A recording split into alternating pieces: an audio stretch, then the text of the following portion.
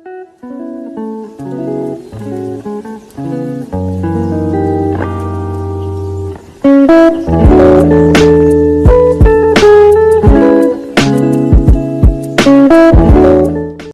semuanya, Assalamualaikum warahmatullahi wabarakatuh.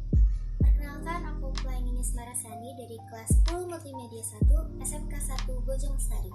Pada video kali ini aku bakal ngebahas tentang peristiwa bersejarah Indonesia yang pasti ini udah banyak banget yang tahu, yaitu gerakan 30 September oleh PKI atau G30 SPKI.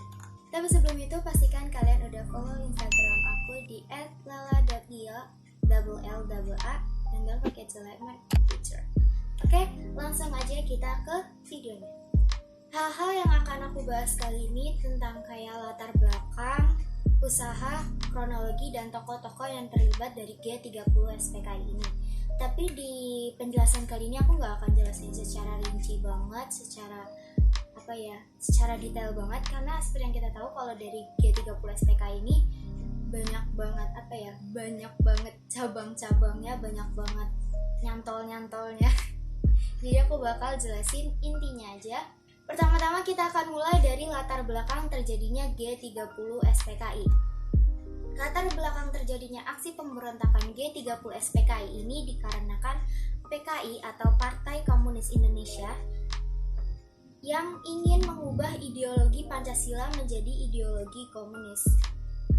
Kita kan juga udah tahu ya kalau PKI itu partai terbesar di dunia setelah Cina. Jadi itu kayak besar banget kekuasaan Partai Komunis waktu itu di Indonesia. Dengan demokrasi Indonesia pada masa itu, yaitu demokrasi terpimpin, membuat PKI semakin kuat dan mencapai puncak kekuatannya pada 30 September 1965. Nah, sebelum PKI melaksanakan penyerangannya itu, PKI juga menarik simpati rakyat untuk mendapat dukungan. Usaha-usaha tersebut antara lain: 1. Mengirim sukarelawan untuk berkonfrontasi dengan Malaysia. Membagikan tanah kepada para petani. Menanam ideologi komunis kepada ABRI. Menghancurkan lawan politiknya. Mensenjatai buruh tani. Melatih 3.000 pemuda rakyat dan gerwani di lubang buaya. Yang terakhir, PKI menyebar isu Dewan Jenderal melakukan kudeta, tetapi tuduhan tersebut ditolak oleh TNI Angkatan Darat dan balik menuduh PKI yang ingin merebut kekuasaan RI.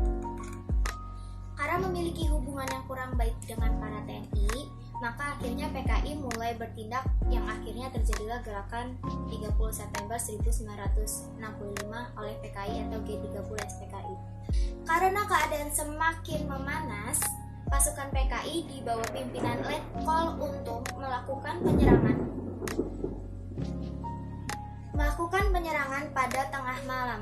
Aksi pemberontakan dimulai dari perebutan Bandara Perdana Halim Kusuma yang akhirnya dijadikan markas untuk gerakan G30 SPKI. Selanjutnya, PKI tidak hanya mengambil alih kekuasaan, tapi juga menculik angkatan perwira TNI yang kemudian para perwira tersebut disiksa dan dibunuh oleh anggota PKI. Lalu setelah dibunuh, jasad para perwira tersebut dimasukkan ke dalam sebuah sumur di lubang buaya. Tadi dijelaskan bahwa ada beberapa angkatan perwira TNI yang kemudian para perwira tersebut disiksa dan dibunuh oleh anggota PKI.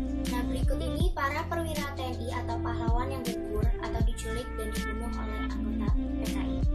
Pertama, Lejen Ahmad Yani lahir pada 19 Juni 1922 di Purworejo dan meninggal pada 1 Oktober 1965. 2. Maijen Suprato lahir pada 2 Juni 1920 di Purwokerto dan meninggal pada 1 Oktober 1965 di Jakarta.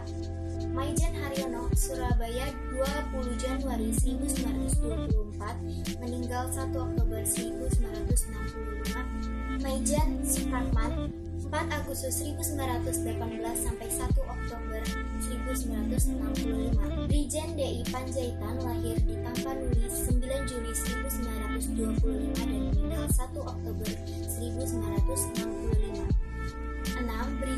Suhartoyo, lahir di Kebumen 28 Agustus 1922. Lalu yang terakhir ada Letup Pierre, lahir di Batavia 21 Februari 1939 dan meninggal pada 1 Oktober 1965. Selain di Jakarta, pemberontakan juga terjadi di Yogyakarta yang juga menculik Brigjen Kamtoso dan Kolonel Sugiono. Dengan gugurnya para perwira, maka disebut sebagai pahlawan revolusi. Tidak hanya menculik, keamanan negara juga menjadi sangat rentan, mulai dari keberhasilan PKI untuk menguasai RRI pada 1 Oktober 1965. Lalu PKI juga menyatakan berdirinya Dewan Revolusi yang bertindak memegang kekuasaan dan keamanan negara yang diketuai Letkol Untung dan wakilnya Brigjen Sutarjo. Dengan adanya pemberontakan Maijen Soeharto yang tidak tinggal diam, ia melakukan beberapa tindakan untuk menumpas PKI. Ia memerintah RPKAD di bawah pimpinan Kolonel Sarwo Edi Wibowo untuk mengamankan keadaan. Hasil kerja keras pasukan Sarwo Edi Wibowo berhasil merebut kembali RRI. Lalu tanggal 1 Oktober 1965, Bandara Perdana Halim Kusuma berhasil dikuasai oleh RPKAD berserta Lubang Buaya. Setelah itu nanti di sini aku akan kasih timetable atau waktu-waktu dari penumpasan PKI. Pertama, dari tanggal 2 Oktober 1965, jenazah perwira ditemukan di Sumur Tua. Tanggal 5 Oktober 1965, bertepatan dengan Hari ABRI, jenazah dimakamkan di Taman Makam Pahlawan Kalibata. Tanggal 19 Oktober 1965, Kolonel Kamtoso dan Letkol Sugiono ditemukan di Kentungan dan dimakamkan di Taman Makam Pahlawan Semaki. 9 Oktober 1965, Kolonel Latif ditangkap di Jakarta. Tanggal 11 Oktober 1965, Kolonel Untung ditangkap di Tegal, Jawa Tengah. Tanggal 22 November 1965, DNI Aidit tertangkap di Surakarta. Tanggal 24 November 1965, DNI Aidit ditembak mati. Jadi sebenarnya dari sebelum aku bikin video ini, itu aku udah cari berbagai informasi di internet. Terus aku juga udah nonton video yang peristiwa G30 SPKI itu.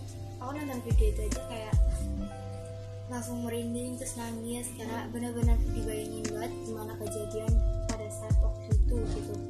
So, buat kalian yang suka sama video ini, jangan lupa untuk kasih like-nya. Dan kalau mungkin ada saran dari kalian atau mau ngasih pendapat atau mungkin menyanggah dari apa yang udah aku jelasin, kalau ini sebenarnya tuh begini loh, karena aku juga nggak terlalu paham bagian yang lubang buayanya itu, kalian bisa langsung tulis di komentar. Oke, thank you and assalamualaikum warahmatullahi wabarakatuh.